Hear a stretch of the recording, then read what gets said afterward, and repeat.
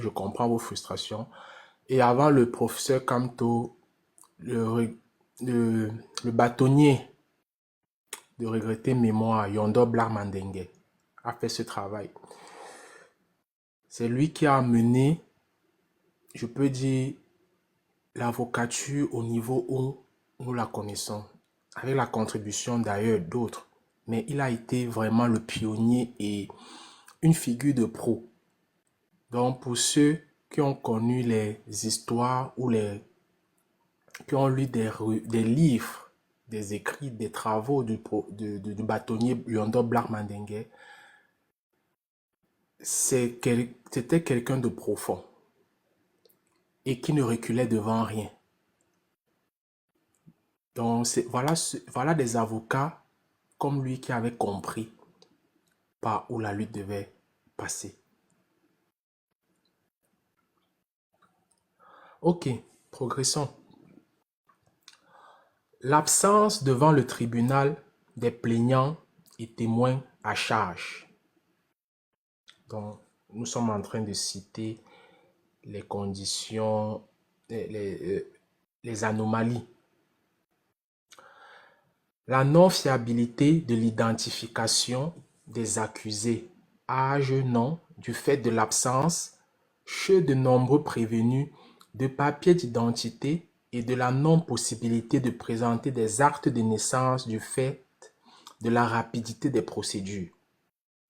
La justice s'est ainsi contentée d'informations orales des prévenus. De nombreux prévenus ont ainsi été jugés dans l'urgence avec des âges fictifs qui leur ont été attribués soit par l'enquêteur, soit par le juge, sans la présence d'avocats. Des mineurs ont ainsi été jugés au même titre que des adultes et condamnés en flagrant délit alors qu'ils auraient dû être jugés par le juge des mineurs. La non-signature des procès-verbaux d'enquête par les accusés. Le non-établissement des procès-verbaux par les procureurs. Le non-respect du droit des prévenus de préparer leur dossier judiciaire. Les prévenus n'ont pas eu le temps de préparer leur défense comme le stipule l'article 300 du Code de procédure pénale. Je cite. Lorsqu'il comparaît à la première audience des flagrants délits, le prévenu est informé par le président qu'il a le droit de demander un délai de 3 jours pour préparer sa défense. Fin de citation. Les juges n'ont pas tenu compte de cette disposition de la loi.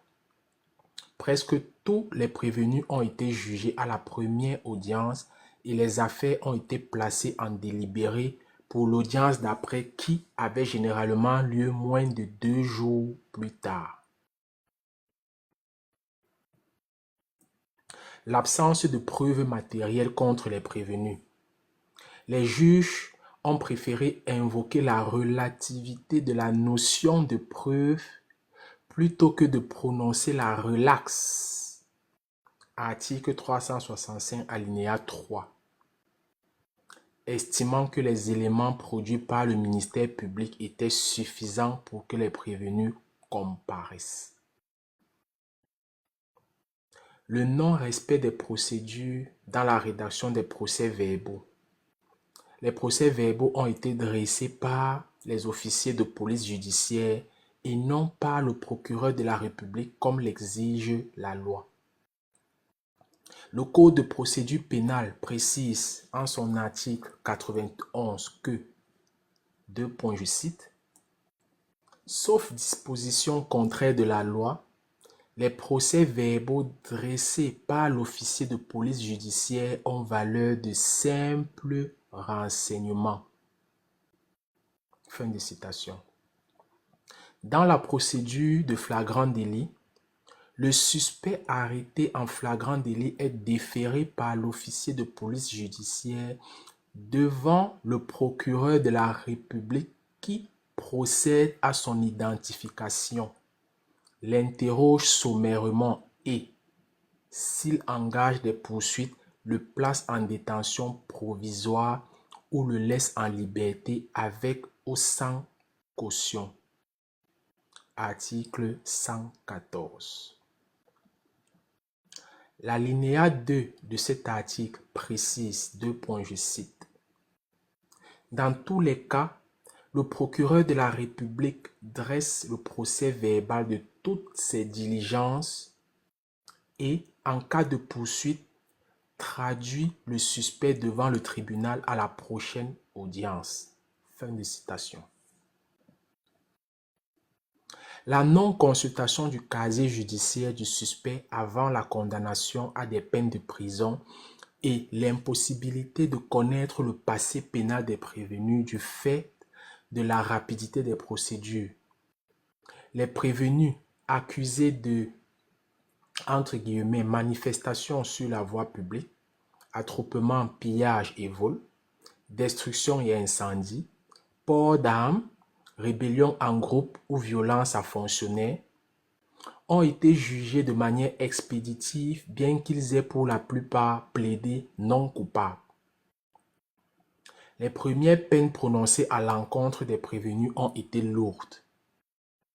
Des amendes et des peines de prison allant jusqu'à 5 ans de détention. Aucun avocat n'était alors présent pour assurer leur défense. Rapidement, de nombreux avocats, pour certains membres d'associations de défense des droits de l'homme, se sont mobilisés pour défendre les prévenus afin de faire prévaloir le bon droit et la justice malgré des pressions externes. Dès que des avocats ont pu assister les prévenus, les condamnations ont été moins lourdes. Peine de prison inférieure à 2 ans. Néanmoins, du fait de l'exécution de la contrainte par corps, les amendes qui n'ont pu être payées par les prévenus ont été remplacées par des peines d'emprisonnement supplémentaires. La manière expéditive des jugements et les violations répétées des dispositions du Code de procédure pénale camerounais et des conventions régionales et internationales qui garantissent les droits de la défense laisse penser que des pressions ont été exercées sur les instances judiciaires et que les juges n'ont pas eu les mains libres dans l'exécution du droit. Petite note. Tu écoutes un peu, tu écoutes l'excuse aberrante que le texte donne. Les Ouais, pressions ont fait que ceux qui sont censés donner le droit et qui ont étudié ça à l'école toute leur vie ne puissent pas donner. C'est aberrant. Donc, on est dans un manque total de logique et on veut imposer ce manque de logique-là à l'opinion. il subissait des pressions de la part de l'exécutif. Oui, on va toujours prendre ça comme excuse, comme si c'est l'exécutif qui était dans leur bouche. Ils le font d'eux-mêmes. Ils le font par choix. Il faut qu'on comprenne d'abord ça. Tous ces gens-là qui sont des juges et tout ça, qui disent qu'on le fait par contrainte, comme on a vu dans la servitude volontaire, c'est un consentement que tu donnes. Tu ne donnes pas, je sais pas, ce n'est pas un gage que tu donnes, c'est un consentement que toi-même tu as donné à travers tes actions que tu portes au jour le jour. Donc, parler de pression d'un environnement comme ça, là, moi, je pense que c'est juste chercher une excuse à ces gens-là. C'est parfois trop facile. C'est parfois trop facile. Non, mais il faut se dire les vérités. Quand tu étudies dans un domaine, moi, je suis le seul qui croit que quand tu es dans un domaine, tu ne dois pas trahir le domaine sous des prétextes fallacieux que non, celui qui n'est pas du domaine, je suis obligé de l'écouter. C'est pour ça que je suis extrêmement virulent contre les avocats. C'est la vermine du Cameroun. C'est eux les plus gros rampants. On est là en train de tirer tout le temps, même si les hommes politiques, alors que eux, c'est la plus grosse vermine qu'on ait jamais vue au Cameroun. Ils ne cèdent à rien. Et au contraire même, c'est eux qui sont comme les gardiens de nos prisons mentales. C'est eux les gardiens de nos prisons mentales en ce moment. Ce n'est plus forcément ce régime en place avec ses militaires. C'est ces personnes-là qui ont les clés à main et prennent ces clés-là pour aller jeter à la poubelle ou bien pour les enfouir dans le sol. Ils font comme si ce n'est pas eux qui sont concernés par ça. Pourtant, c'est eux qui ont les clés d'une société, les avocats.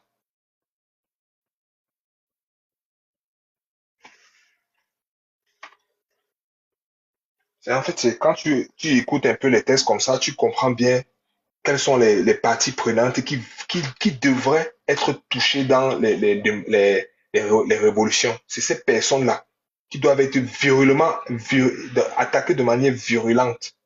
Parce que si ceux-là ne réagissent pas, je ne suis pas sûr que les autres vont pouvoir réagir.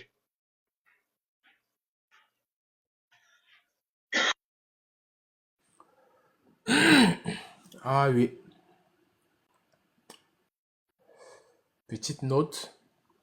L'une des injustices les plus flagrantes, pardon, l'une des injustices les plus flagrantes a été observée à Bafoussam, où 6 jeunes hommes, Parfait Zoubdom, Séverin Sado Saha, Sinclair Tada, Calvin Fautier, Chancelin Fowokon, Lionel Kamgan, arrêtés respectivement les 25, 26 et 27 février, ont été condamnés à 36 mois de prison ferme, chacun pour cambriolage de la boutique Orange située au carrefour Auberge, lequel a eu lieu dans la nuit du vendredi 29 février 2008. Les 6 jeunes hommes étaient alors en garde à vue.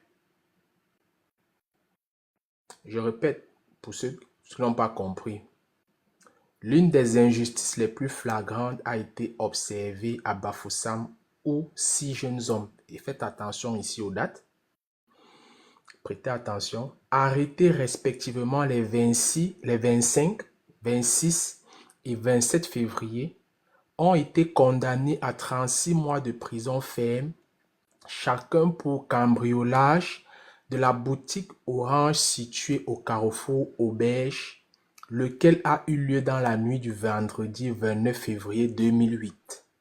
Les 6 jeunes hommes étaient alors en garde à vue.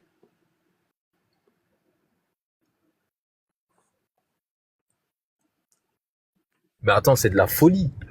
Mais c'est de la folie. Non mais, non mais, j'ai même cru que t'avais bugué ou, mais, eh, j'ai même pas les mots. Franchement, j'ai pas les mots. On arrête quelqu'un pour un délit qui a été commis 3-4 jours plus tard. Et il n'y a pas un seul juge qui a eu le courage de dire ouais non, là c'est trop, là vous abusez. Donc on t'arrête samedi, mais le cambriolage a eu lieu mardi et on te condamne pour le cambriolage qui a été effectué le mardi alors que tu étais en garde à vue. Exactement, je dirais même que le cambriolage a été effectué par ceux qui ont arrêté les jeunes là. Voilà ce que je dirais. Très bonne déduction.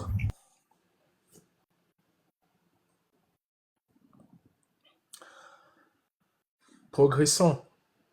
Le 25 mars 2008, le vice-premier ministre, ministre de la Justice, garde des Sceaux, M. Amadou Ali, déclare qu'il y a eu un total de 1137 personnes interpellées dans les 5 provinces touchées par les troubles.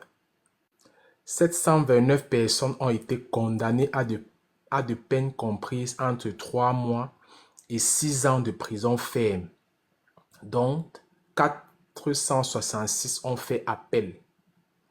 251 personnes ont été relaxées et 157 prévenus attendent d'être jugés. Les commutations et remises de peine.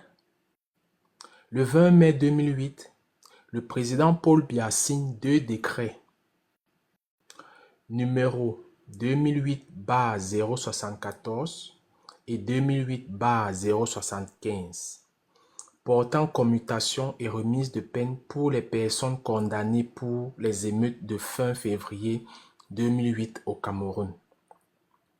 Le décret présidentiel précise que les personnes condamnées à une peine d'emprisonnement inférieure ou égale à 1 an bénéficient d'une remise totale de peine, tandis que les peines de plus d'1 an de prison sont réduites des 2 tiers.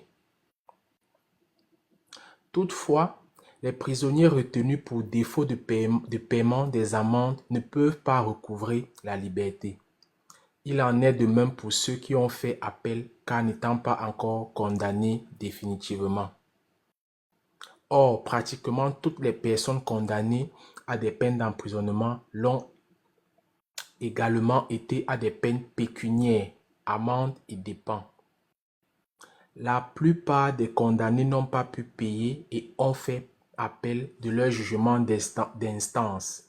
Par conséquent, peu de détenus ont pu bénéficier de ces remises et commutations de peine, alors qu'une amnistie, effacement des peines dans le casier judiciaire, aurait permis de réparer les préjudices subis par ces jeunes.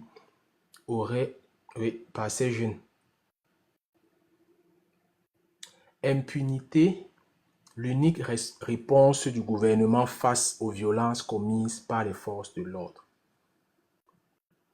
D'après la Constitution camerounaise et d'après les normes internationales et régionales relatives aux droits de l'homme, et notamment le Pacte international relatif aux droits civiques et politiques de la Charte et la Charte africaine des droits de l'homme et des peuples, le gouvernement camerounais est tenu de garantir le respect du droit à la vie, du droit à l'intégrité physique, du droit à la liberté et à la sécurité de la personne et des libertés d'expression, d'association et d'assemblée. Elles exigent également du gouvernement camerounais que l'usage arbitraire ou abusif de la force ou des armes à feu par les officiers chargés de l'application des lois soit puni comme une infraction pénale. À plusieurs reprises, des familles de victimes sont allées voir les autorités pour leur faire part des violences dont ont été l'objet de la part des forces de l'ordre, dont elles ont été l'objet de la part des forces de l'ordre. Après les violences de fin février 2008, le gouvernement camerounais aurait donc dû entreprendre des enquêtes sur les allégations d'usage arbitraire de la force et des armes à feu par les autorités responsables des lois et déclarer que les auteurs de tels abus seraient jugés et condamnés sévèrement. Malheureusement, l'État camerounais n'a respecté aucune de ces obligations. Les autorités n'ont mené aucune enquête quant aux circonstances ayant conduit à l'utilisation des armes à feu par les forces de l'ordre. Aucun auteur de tir ayant entraîné la mort n'a été traduit en justice. Aucun élément des forces de sécurité responsable de violences n'a fait l'objet de mesures disciplinaires ni administratives. Enfin, aucun dédommagement ni indemnisation n'a été apporté aux victimes et à leurs familles. Seules des poursuites judiciaires de grande ampleur ont été engagées à l'encontre de civils auteurs présumés de troubles sur la voie publique et à l'ordre public.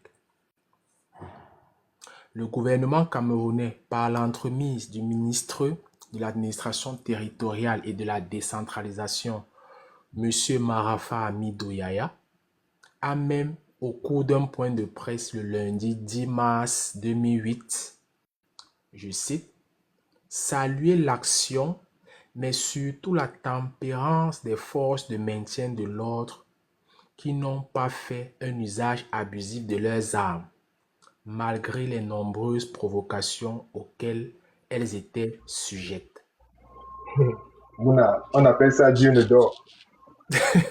On appelle ça Dieu ne dort. Aujourd'hui, le salopard est aveugle en connaît Dieu. Il va lire le... Ah, ça. À l'époque, il pensait qu'il devait être président. Donc il fallait à tout prix cautionner tous les problèmes, toutes les exactions du régime. Ouais. That is true. Il a assuré, je continue son allocution, il a assuré que, je cite, Les cas de décès ne sont pas tous imputables à l'action de la force publique. Selon lui, je cite, de manière spécifique à Douala, beaucoup de morts sont le résultat des rixes entre des bandes de gangsters qui ont infiltré la contestation. Le partage des biens volés à la suite d'actes de pillage a donné lieu à des disputes violentes entre les bandits. Et certains ont été victimes du phénomène de justice populaire, ce que nous déplorons. Fin de son allocution. That man was delusional. Damn. Ok, all right. Progressons. Au Cameroun, les manifestations, Au Cameroun, les manifestations, quel qu'en soit l'objet, sont régulièrement réprimées dans le sang par les forces de l'ordre qui n'hésitent pas à tirer à balles réelles sur des populations non armées. En réaction aux brutalités policières disproportionnées, les symboles de l'État sont pris pour cible par les manifestants.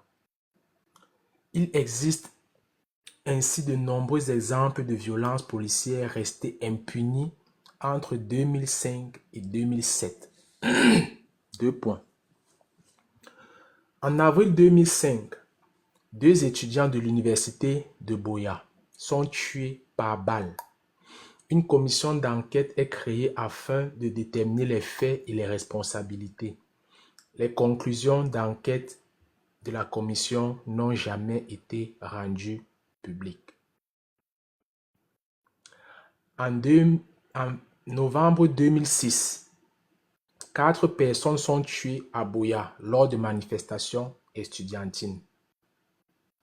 2 lycéens, Marcel Bertrand Vogo Awono et Jean Jaurès Chimpe Punguzok, sont tués par balle et de nombreuses autres personnes sont blessées dans la répression d'une marche de protestation contre la privation d'électricité à Abomban le 17 septembre 2007.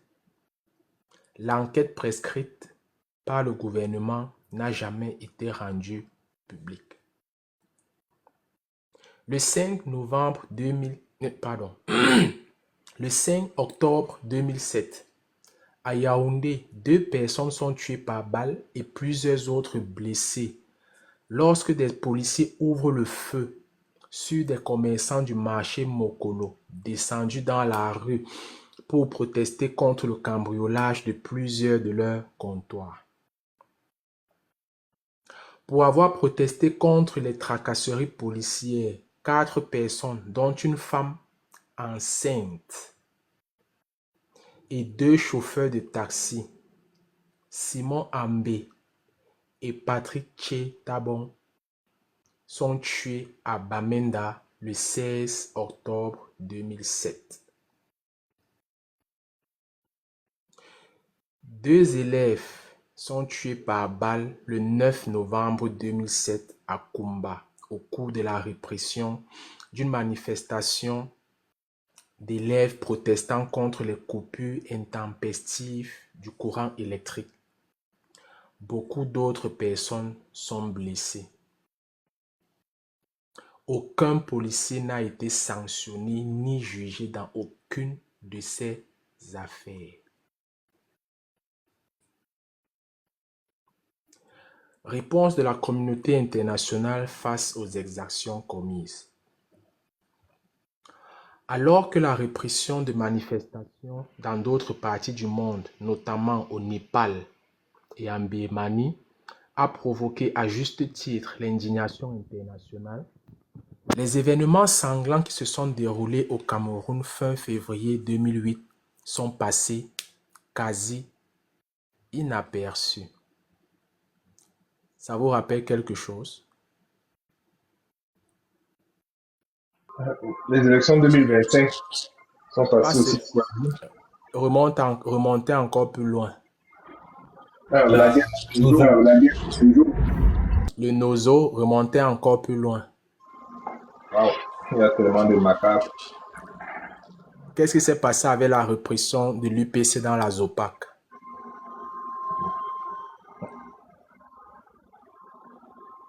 C'est passé sous silence, non? Entre 57 et 59. Donc, c'est le même procédé.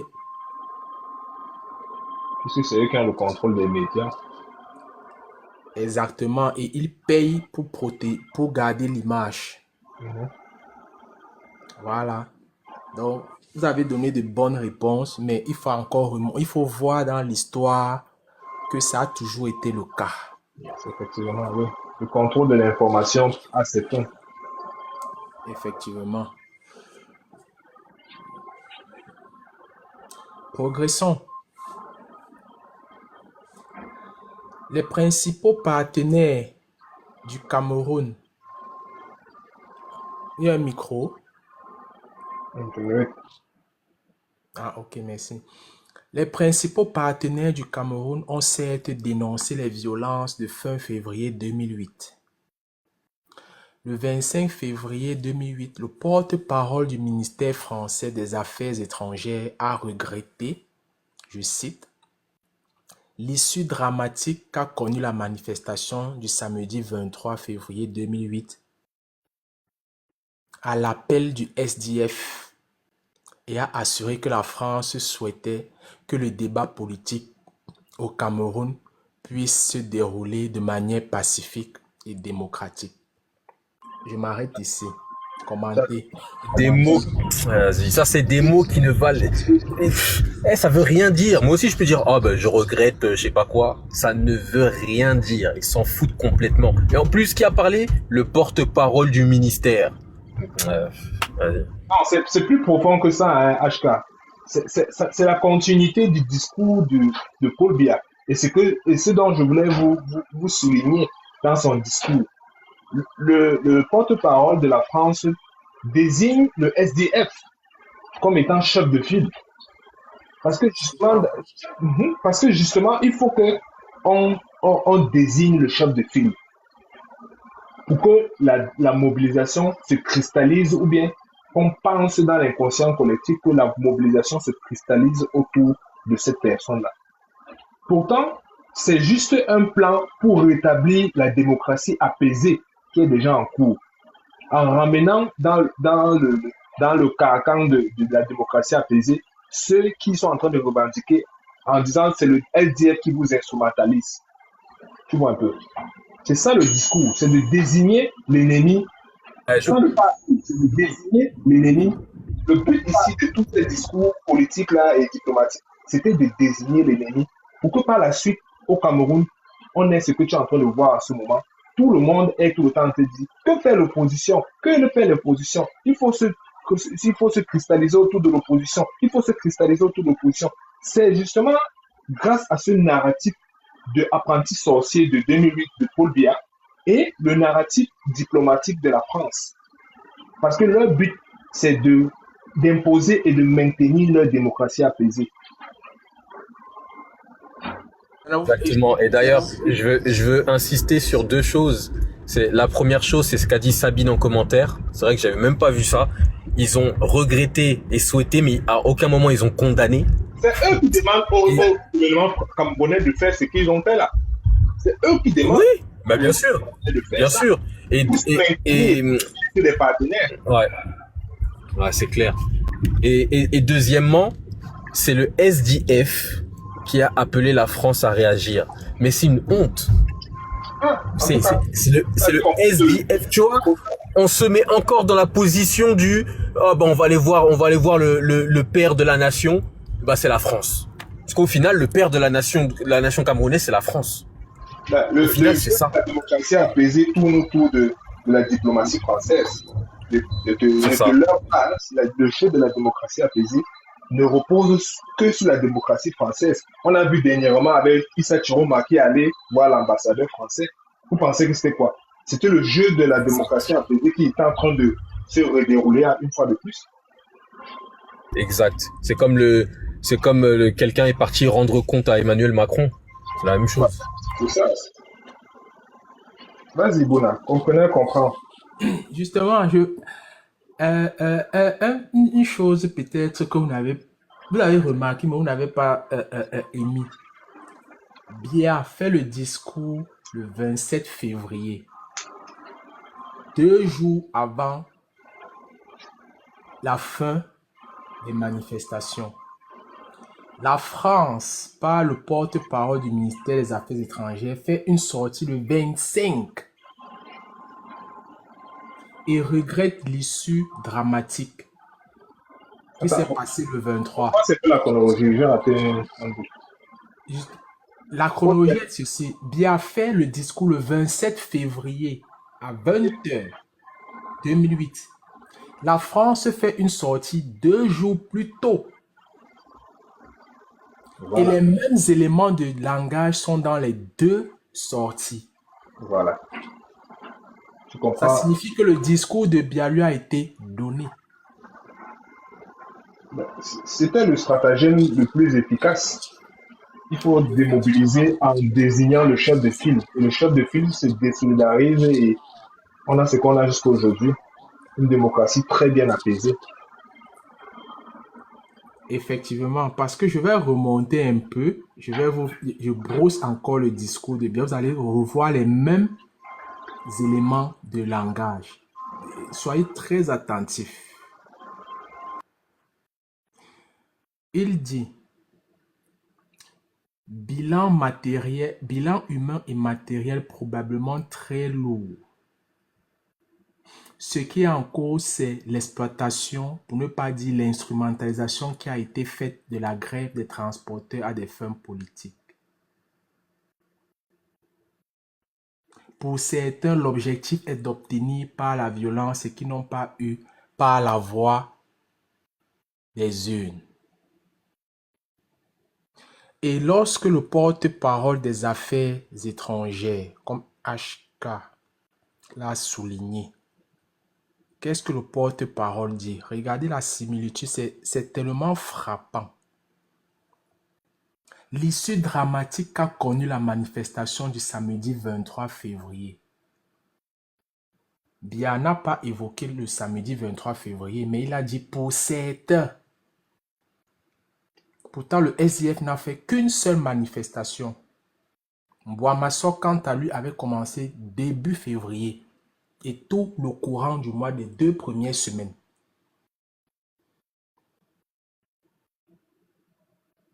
Donc, c'est tellement flagrant que je ne sais pas pourquoi le porte-parole avait fait cette sortie. Je pense que le discours de Biya avait été saisi au Quai d'Orsay et remis à main propre. Progressons. Le but est d'imposer le narratif, ou en tout cas imposer le narratif Exactement. en le répétant une fois. Exactement. Le 27 mars 2008, l'Union européenne a dénoncé, dans une déclaration de la présidence, les violences de la fin février et les tentatives d'instrumentalisation ethnique qui ont suivi. Le 28 février 2008, la France s'est déclarée, je cite, très préoccupée par les violences inacceptables d'où qu'elles viennent. Fin de citation. Et a appelé au retour au calme. Mais cette déclaration imprécise et non ciblée sur les auteurs des principales violences n'ont pas eu effet sur la politique de répression entreprise par les autorités camerounaises. Seule la Grande-Bretagne a présenté un point de vue plus élaboré sur la crise camerounaise. Ce point de vue a été présenté devant les députés de la Haute Chambre du Parlement anglais le 27 mars 2008 par le ministre d'État en charge des relations extérieures et du département du Commonwealth, Lord Malloch Brown, qui dit, je cite, « Nous attribuons les récentes agitations populaires et le désordre au Cameroun à à l'insatisfaction de certains citoyens suite aux mauvaises performances économiques du pays, à une dégradation des conditions de vie de milliers de citoyens qui éprouvent des difficultés énormes à survivre, aux conditions de vie de plus en plus insoutenables pour les pauvres, à la frustration et à l'absence totale de débat libre et équitable au sujet des éventuels amendements sur la limitation du mandat présidentiel quant à la modification de la Constitution et surtout la peur de revoir le président Paul Biya réajuster la Constitution à son profit pour rester au pouvoir. Fin de citation. On assiste là à une banalisation de la situation. Au Cameroun, c'est un discours toujours pour noyer le poisson, comme tu as dit. On banalise la situation, on la brosse. C'est un discours politique très connu de ceux qui ne veulent pas C'est mettre très policé. là. Oui, c'est très, il a poli ton discours de telle manière que il est acceptable aux yeux de tout le monde. Et bon, on passe dessus. Mais quand tu te mets d'un point de vue humain, et surtout de leur point de vue, chez eux en Occident, la revendication de deux personnes, c'est la revendication de tout le monde. Rien que deux personnes dans un environnement occidental font changer les choses. Ils sont écoutés. On n'a qu'à voir les différentes minorités qu'ils mettent en exergue dans leur société et comment ils les encadrent. LGBT, tout ça. Ils s'arrangent à donner la voix aux minorités. Mais dans son discours, tu vois bien qu'il a minimisé, il a totalement minimisé la voix de ceux qui étaient au Cameroun en train de se battre pour un avenir meilleur, pour de jours meilleurs. Pourtant, dans le contexte où il est, si 2 ou 4 personnes se lèvent pour revendiquer, leur voix sera non seulement écoutée, mais sera comprise. Il faut comprendre ça, que aux yeux de ces gens-là, nous ne sommes que de vulgaires objets, nous ne sommes que de vulgaires actions ou intérêts financiers. Nous ne sommes pas des humains. Parce que quand ils traitent la situation de leur côté, ils la traitent autrement que par des violences, par tout ce qu'on a vu au Cameroun là. Mais eux, de leur côté, ils banalisent la situation au Cameroun. Pourtant, ce n'est pas ce qu'ils font dans leur pays. Le discours est vraiment, c'est le discours normal d'un diplomate qui veut faire du business. Ok, progressons. À la fin des violences, alors que la communauté internationale aurait dû jouer un rôle clé auprès des autorités camerounaises pour qu'elles rendent des comptes sur les exactions commises, les principaux bailleurs de fonds internationaux comme la France, la Grande-Bretagne, les États-Unis et l'Union européenne n'ont pas appelé à la mise en place d'une commission d'enquête indépendante ni au Cameroun ni au niveau international. Les organismes internationaux comme l'Union africaine et le Haut Commissariat des Nations unies aux droits de l'homme sont restés également fort silencieux sur le sujet. En raison de l'absence d'une véritable mobilisation de la communauté internationale pour demander des enquêtes sur les violations des droits de l'homme ayant conduit à la mort de plus d'une centaine de personnes, les autorités camerounaises n'ont rien fait pour traduire en justice leurs auteurs et responsables, ni pour établir la vérité sur ces événements. Ces événements qui auraient pu ternir l'image du pays sont passés relativement inaperçus sur la scène médiatique internationale. Tout comme la guerre en Sanaga maritime.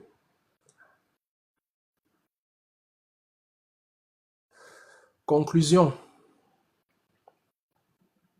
Les émeutes qui ont secoué le Cameroun du 25 au 29 février 2008 sont la conséquence d'une crise économique, sociale et politique dont la grève des syndicats de transporteurs n'a été que le déclencheur. Les autorités ont interprété l'expression du mal-être de la population comme une véritable atteinte à la sécurité de l'État, voire comme une tentative de renversement du président Paul Biya. Les manifestants, en majorité des jeunes, ont été considérés comme des émeutiers instrumentalisés par l'opposition politique.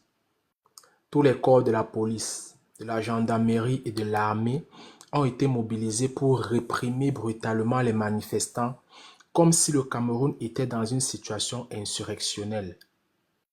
L'usage de la force létale a ainsi été utilisé de manière injustifiée, excessive, indiscriminée et inconsidérée pendant et à la suite des manifestations, qui se sont transformées en émeutes à la suite de provocations des forces de l'ordre.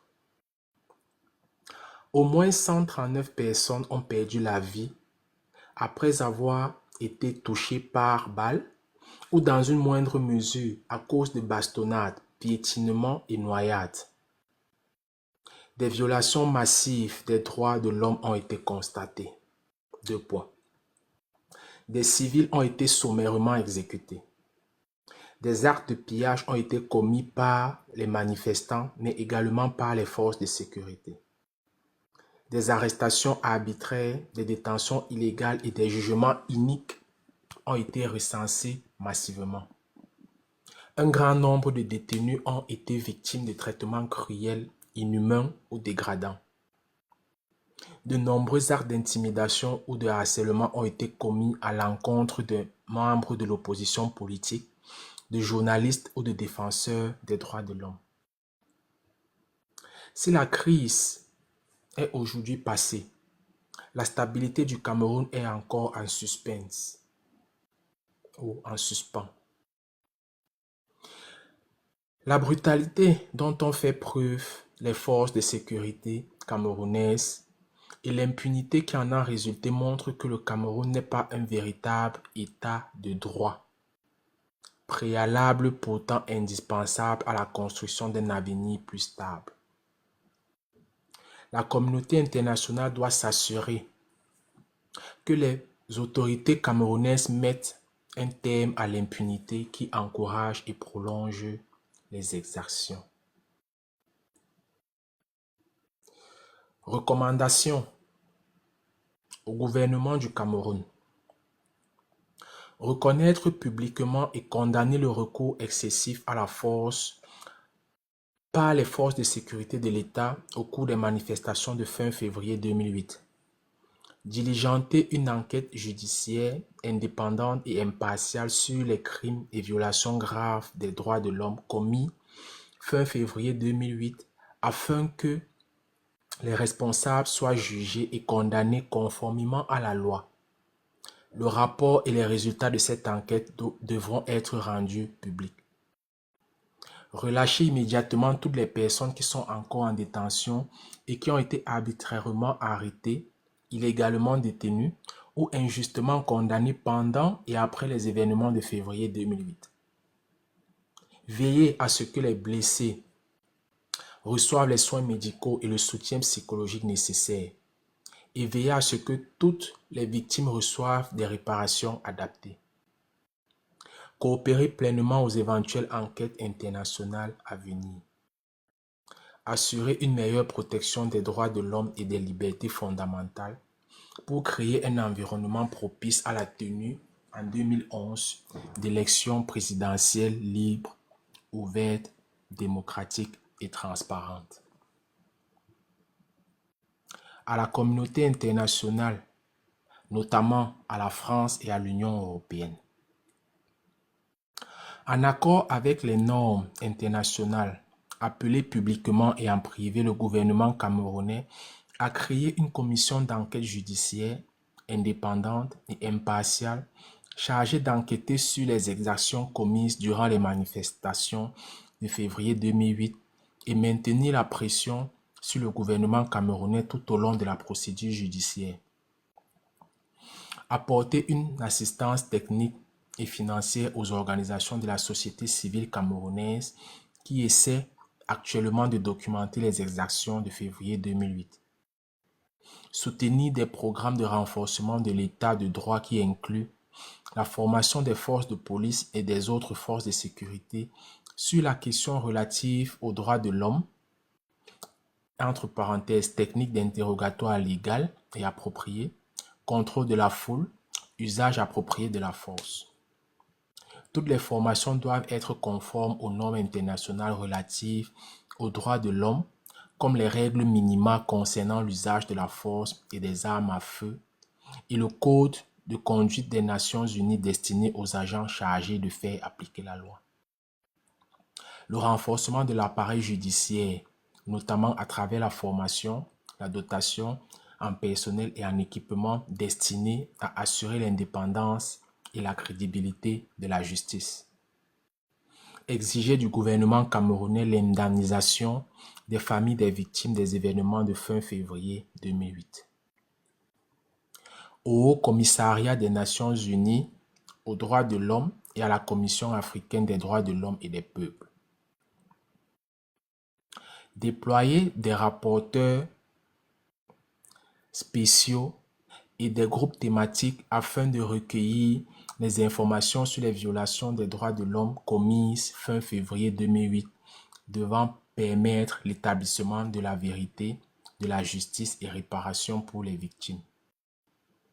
Apporter une assistance technique et financière aux organisations de la société civile camerounaise qui essaient actuellement de documenter les exactions de février 2008. Fin des recommandations. Maintenant, je m'en vais vous lire la liste non exhaustive des décès. Je lirai les noms, prénom, âge, lieu et date de décès. Nom et prénom. Numéro 1. Dima Lovette Fouambou. Âge non écrit. Lieu Douala, quartier village. Date de décès 23 février 2008. Awana Touabe Blaise. 19 ans.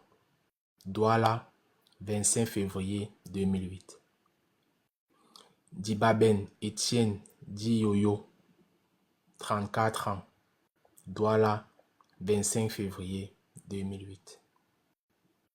Directeur du SNAC, 4e protocole à Aqua.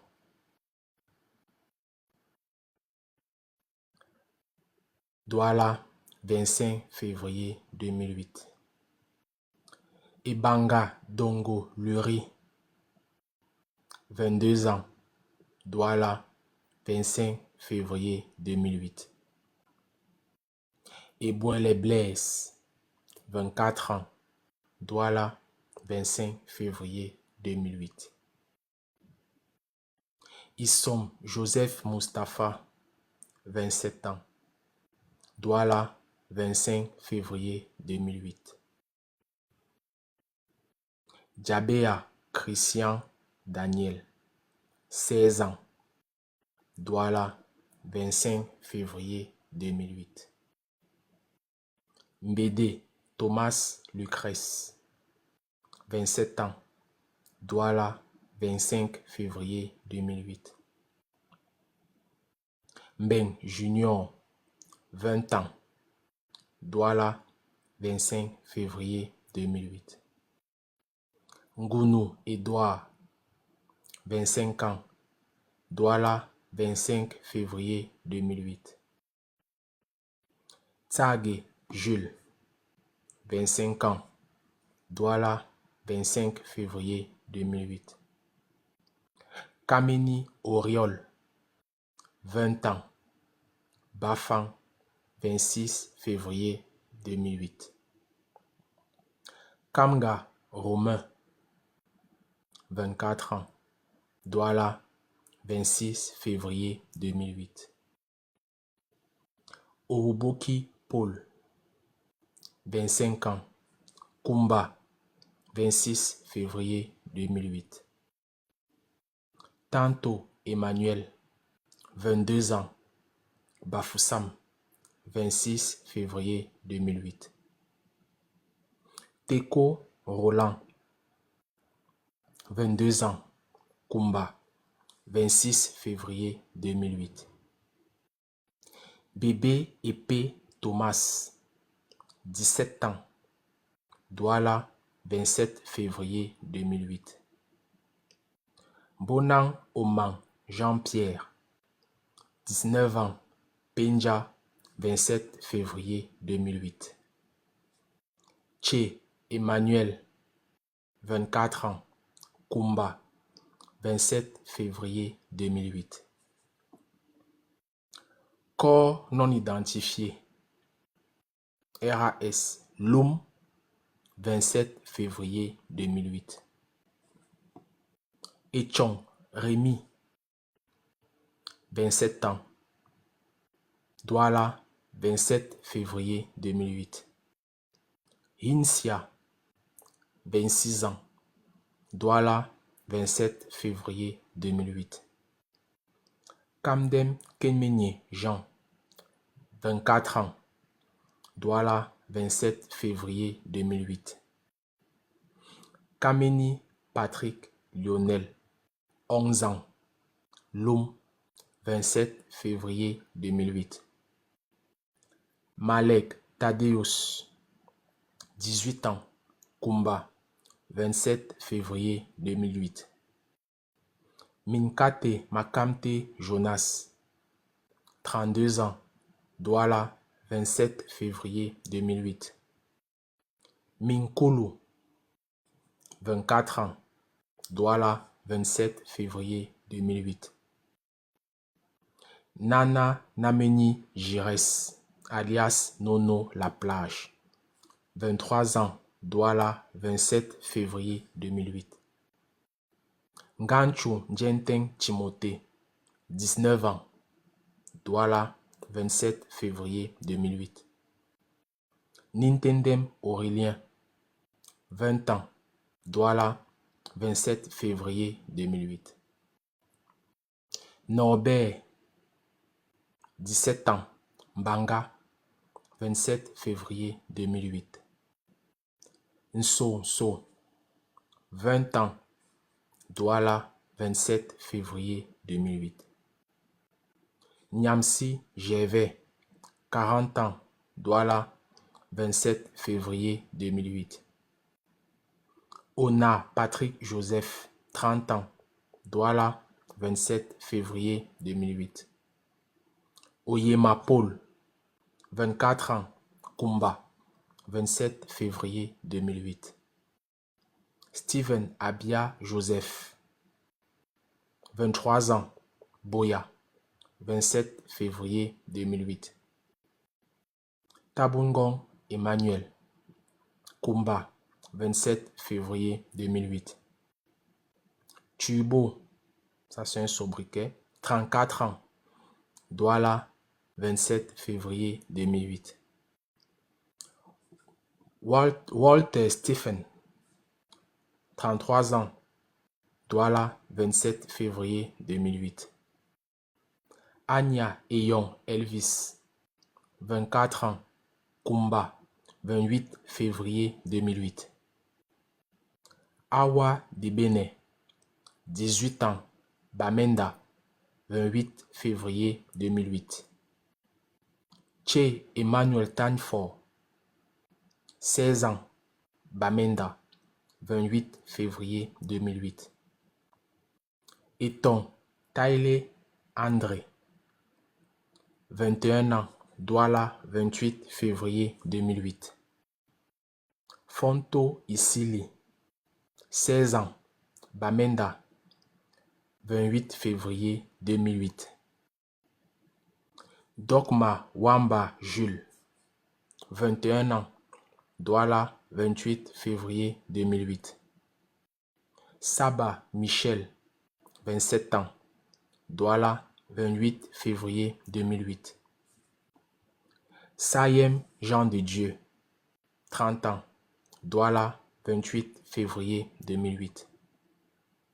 Tchabda Eric Martial, entre parenthèses, vendeur pièces détachées au quartier Yabassi, 21 ans. Douala, 28 février 2008. Tiwa Jacques, 40 ans. Douala, 28 février 2008. Anthony Foment, 27 ans, Douala, 27 ans, Bamenda, autant pour moi. Anthony Foment, 27 ans, Bamenda, 29 février 2008. Blaise Ebouele, 22 ans, Prudentia B, un moto-taximan, Douala, quartier village. Je vous ai lu 54 noms et la liste est non exhaustive. Et parmi les 54 noms, le plus âgé, c'est Jacques Chiwa, 40 ans. Oui. Et aujourd'hui, là, quand tu regardes, tu as l'impression que le plus jeune, a plutôt 40 ans. Je dis parmi les gens qui en tout cas, qui se démontrent par leur détermination à renverser le régime. Les jeunes là maintenant, eux, ils sont dans la vie de poulet. Effectivement. Si on fait un bilan de la lecture que tu viens de faire, tu te rends compte que en fait au Cameroun vraiment on peut se fier à personne parce que regarde, les politiques tu peux pas, les institutions traditionnelles on a vu tu peux pas, les juges on l'a vu tu peux pas, les avocats on en a parlé tout à l'heure tu peux pas. Les mouvements syndicaux. Voilà, exact, voilà, merci. Les syndicats, tu peux pas. En fait, tu peux te fier. La société civile, dis-moi. La société civile, c'est surtout cette société civile au Cameroun, les ONG, les associations de droits de l'homme, tout ça. Tu as très bien vu dans le texte. C'est ça. C'est exactement, tu peux pas. Au final, si tu te poses, tu réfléchis et tu te dis, bon, quelle autre entité que le peuple peut t'aider à faire quelque chose, mais tu peux réfléchir 3 jours, tu trouveras personne. Il y aura personne. Parce qu'ils sont tous corrompus ou alors corruptibles. Tous. Et comme tous, ils ont faim à un moment ou à un autre, c'est fini. Voilà pourquoi au Cameroun, comme en 2008, il faut même pas qu'on identifie qui mène quoi. Oui, parce que dès qu'on identifie un groupe, c'est fini, on coupe la tête et le mouvement tombe. Les transporteurs sont venus, ils sont venus en un jour, ils ont récolté leur part, ils ont tué le mouvement, ils sont partis. En tout cas, tous, regarde,